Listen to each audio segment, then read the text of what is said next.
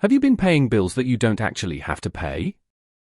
The surprising truth is that millions of pensioners could legally reduce, or even completely avoid, some of their biggest everyday costs, yet many never find out because no one tells them. A quick phone call or a simple application could make a real difference to your finances, and today we're going through 5 of the biggest savings you should know about. Welcome back, Pension and Benefits Guide, the channel where we help you stay informed about pensions, benefits, and money-saving entitlements that could put more money back into your pocket. If you're retired or helping someone who is, today's video could be one of the most valuable you've watched. Many people assume that if they qualify for a discount or exemption, someone will automatically let them know. Unfortunately, that's often not how the system works. Local councils, pharmacies, energy suppliers, and other organizations usually won't contact you to tell you about benefits you may be entitled to. The support is available, but in many cases, you have to ask for it. Let's begin with the bill that can potentially save pensioners the most money, council tax. For the 2026-27 financial year, the average Band D council tax bill in England is £2,392. Many pensioners have been paying the full amount for years without realizing there are several discounts that may apply. If you're the only adult living in your home, you may qualify for the single-person discount, which reduces your council tax bill by 25%. Based on the average Band D bill, that's a saving of around £598 a year. You don't need to receive benefits or have a low income. Living alone is enough. If your household circumstances changed and you never informed your council, this discount may never have been applied, so it's worth contacting your local council to check. If you receive pension credit guarantee, you could also qualify for a council tax reduction. Depending on your local council scheme, this could reduce your council tax significantly, or even bring it down to zero. There's another discount that many people have never heard of. If you live with another adult who isn't your partner, such as an adult child or another relative, and that person has a low income, you may qualify for the second adult rebate. In some areas, this can reduce your bill by up to 25%, even if your own income wouldn't normally qualify you for help. It's something you need to ask your local council about directly because many councils don't advertise it. And here's another important point. If you've been eligible but haven't claimed, some councils can backdate your council tax reduction to the beginning of the financial year in which you apply. That could mean recovering months of overpayments going back to April. Before we move on, if you're finding this information useful, take a second to like this video, subscribe to Pension and Benefits Guide, and share it with someone who could benefit from it. These rules change regularly, and staying informed can make a real difference. Now let's talk about NHS prescription charges. If you're age 60 or over and live in England, NHS prescriptions are free. Every prescription. Every item. Every time. There's no income test, no application, and no limit on how many prescriptions you receive. For 2026-27, the prescription charge is £9.90 per item. If you've continued paying after your 60th birthday, you may have been paying money you didn't actually owe. When collecting your prescription, you simply declare that you're over 60 on the prescription form.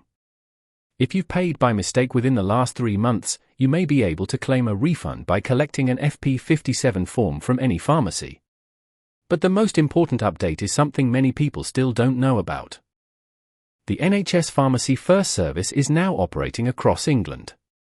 Instead of waiting for a GP appointment, you can walk into Boots or another participating pharmacy and receive a free NHS consultation and treatment for 7 common conditions. These include sinusitis, sore throat, earache, infected insect bites, impetigo, shingles, and urinary tract infections in women. There's no appointment, no referral, and no consultation charge. And if medication is prescribed through Pharmacy First, it's still an NHS prescription, meaning it's free for anyone aged 60 or over. Here's where the real impact becomes clear.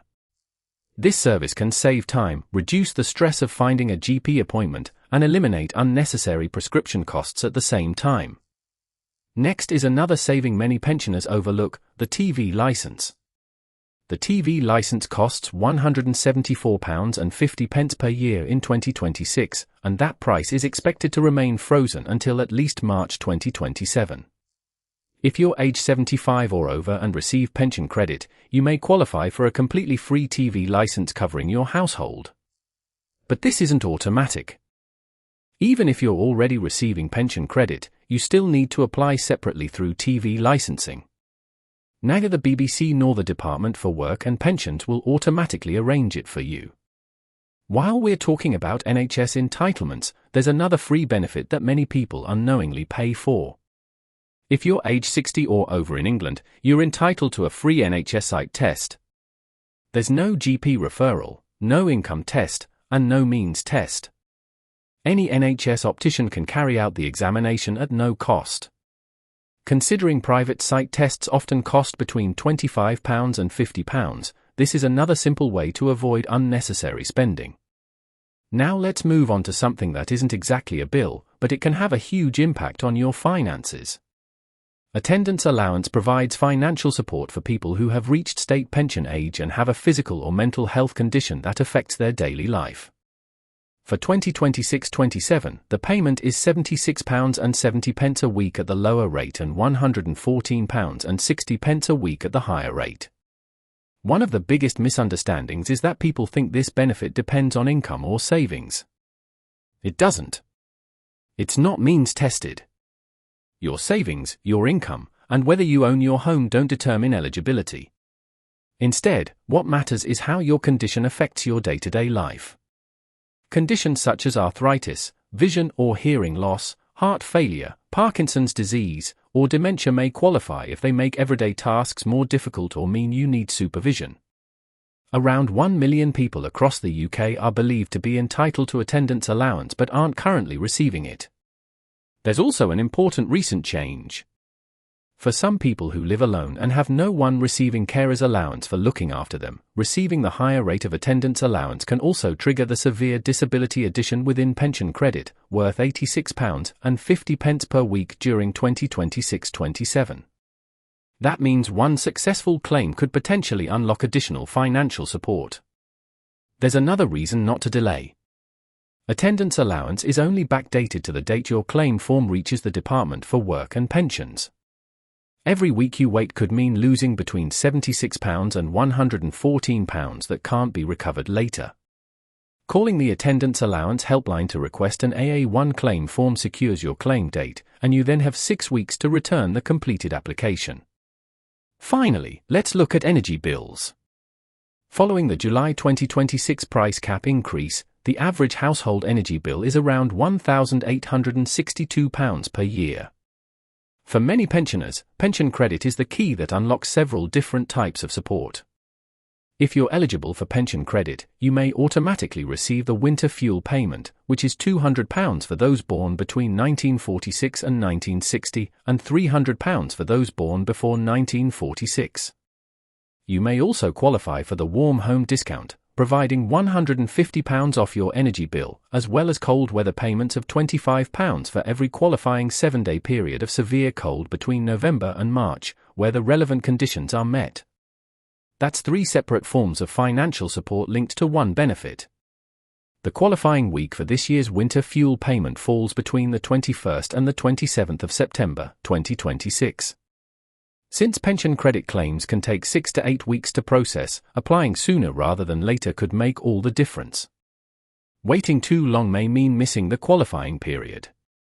It's estimated that around 880,000 pensioners are entitled to pension credit but aren't currently claiming it. If your weekly income is below the pension credit threshold, it's well worth checking whether you qualify. So let's quickly recap. If you live alone, ask your local council about the single-person discount. If you receive pension credit, check whether you qualify for a council tax reduction, and don't forget to ask about the second adult rebate if it applies to your household. If you're age 60 or over in England, remember that NHS prescriptions are free, you can claim refunds for recent payments made in error, and Pharmacy First offers free treatment for several common conditions. If you're 75 or over and receive pension credit, don't forget to apply for your free TV license. And if you're over 60, make sure you're using your free NHS eye test instead of paying privately. If a health condition affects your daily life, consider whether attendance allowance could apply to you, and remember that delaying your claim could mean losing payments that can't be backdated. And if you think you might qualify for pension credit, don't put it off. It could unlock valuable support with your energy bills through the winter fuel payment, the warm home discount, and cold weather payments. I'd love to hear from you. Were you already aware of all these entitlements, or did one of them come as a surprise? Let everyone know in the comments because your experience could help someone else. If you found today's video helpful, please like, subscribe, and share it with friends or family who may be paying bills they don't need to pay. Thanks for watching Pension and Benefits Guide, and be sure to check out our next video for more updates on pensions, benefits, and the financial support you could be entitled to.